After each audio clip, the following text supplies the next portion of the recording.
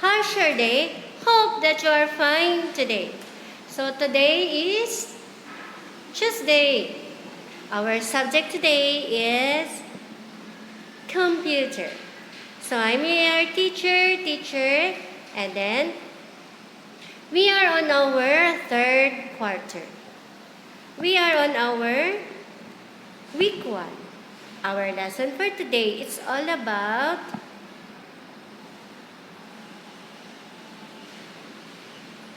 opening and closing an application program.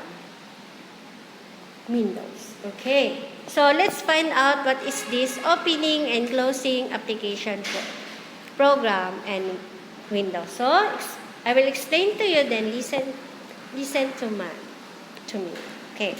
So Windows program as a feature perform multiple tasks.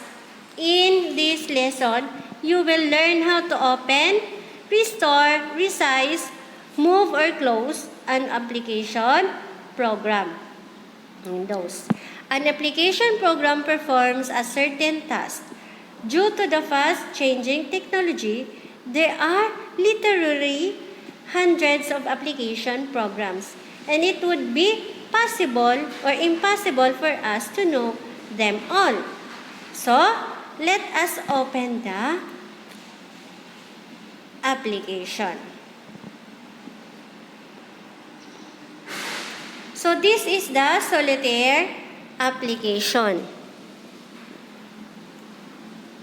What did you notice about the Solitaire application?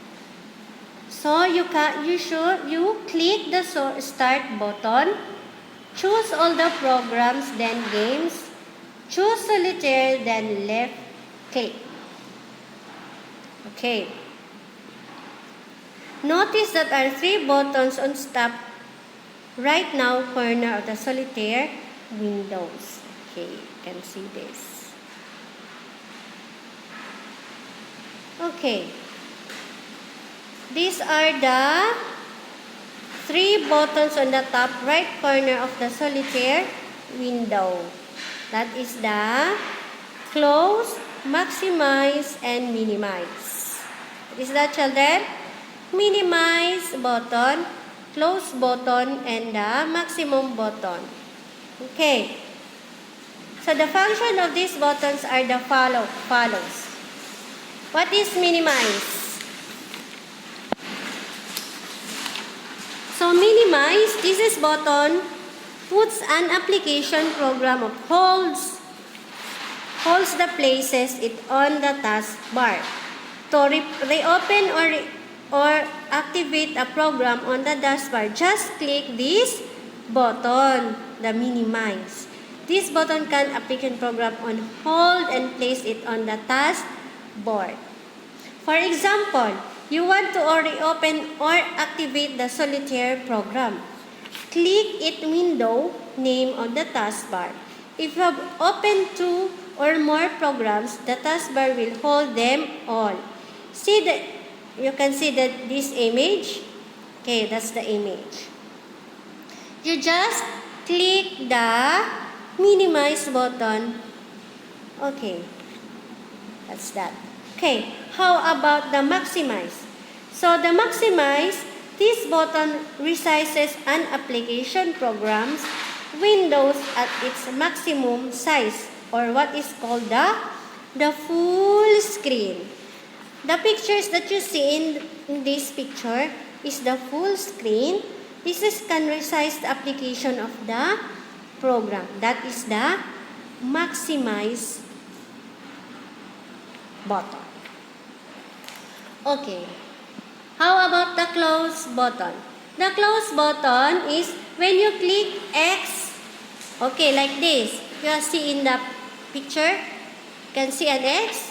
Okay, you click it. Close the programs that you are working on. Okay. When the screen is at maximum sizes, the maximize button changes and restore button. Okay. That is it. Okay. That is all about the 3 buttons. the maximize button, the minimize button, and the close button.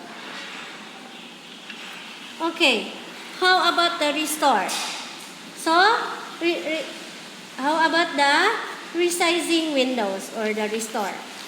When your restore button is clicked, the original program window size can be resized.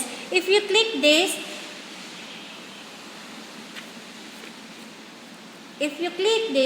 you can resize it. You can resize it. Okay, hold and position in your mouse pointer on the line edge or any part of your program windows. The mouse pointer turns in a double-headed arrow. When this arrow appears, click and drag at the mouse button to stretch the program windows in any direction. You can click this and can resize the programs. That's all about resizing windows. Okay, another. What's all about title bar? So the looking at the image below. Okay, the arrow is pointed to the title bar. Title bar. The color may be changed depending on the preferences setting of the user. In this example, the title bar is in the... Okay, very good. Click and hold the left mouse the button on the colored title bar at the top of the program window. While holding the mouse button, drag the window to the screen area where you want it to be put. Okay. Make sure that the program window is not in the full screen. Otherwise, it will not be moved. That is all about the title bar. You just click and hold left mouse on the colored title bar. Okay. So that's all about opening and closing windows.